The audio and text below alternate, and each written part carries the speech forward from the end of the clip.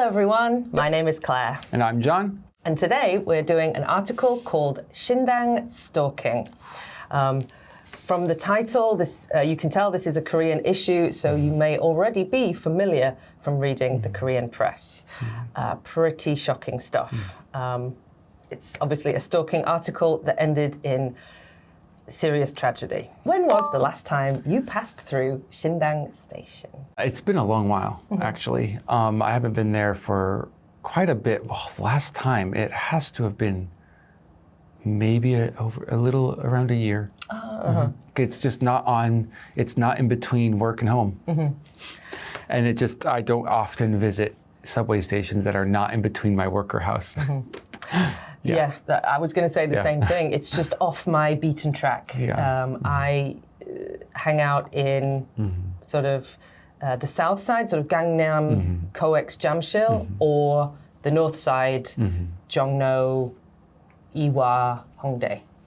And the other bits, they can all disappear. Yes, I'm unfamiliar. Yeah. But I mean, subway stations are subway stations, especially on the Green Line. Yeah, they're all this. Well, they're very similar in feeling. I couldn't even remember what it looks like. I'm like, what was Sindang? Oh, it's probably another subway station. Have you ever felt unsafe in a subway in Korea? I guess not really. I have seen my fair share of weirdos, but equally, when I did see a few of the smaller incidents, a drunk old man sort of yelling at a young person, I also saw other people step in to sort of save the day and separate people and calm things down. So that encouraged me to feel like if something did happen, there would be people who would be on my side who might step up to help me. You can really count on someone.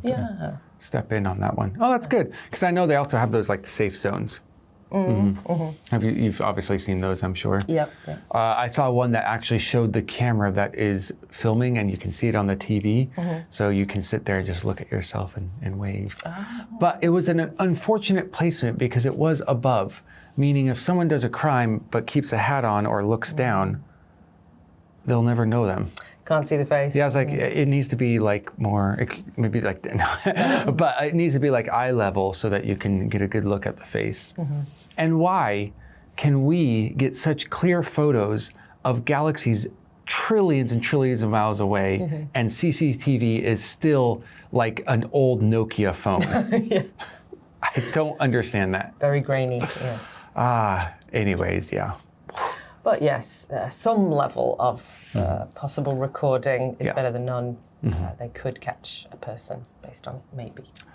Maybe. However, though, I'm sure they cannot put security cameras in the toilets. Ooh, yeah, there's different cameras in there that are also illegal. Yes, well, a whole different issue, a whole different reason to feel unsafe. But as we will find out in this article, if the incident happens inside a toilet, we can't be filming there. So. But anyway, there is a positive side to this article. There was someone who stepped in, or maybe a couple of people who stepped in and helped out. So there are people, again, it encourages me to feel like there are people who care. They won't just walk by if something really bad is happening. Yeah, which sometimes I can get that feeling of like, oh, do people really care? So it's good to see that people do, even if it is a tad bit late. And maybe people in the police force should have cared a bit before people in the bathroom did. Yes, there were warning signs. Let's take a look at the summary and maybe the full article if you have the time, formulate some opinions and come back together and discuss. Sindang Stalking. For people who are trying to deal with a stalker, there seems to be no way out. If you respond in a friendly way, they may be encouraged.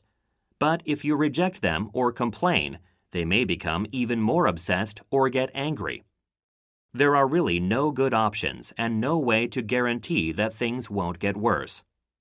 The tragedy of one woman who endured stalking for years only to be killed by her coworker at Sindang Station shows just how bad it can get. The only solution is to treat stalking as a serious crime.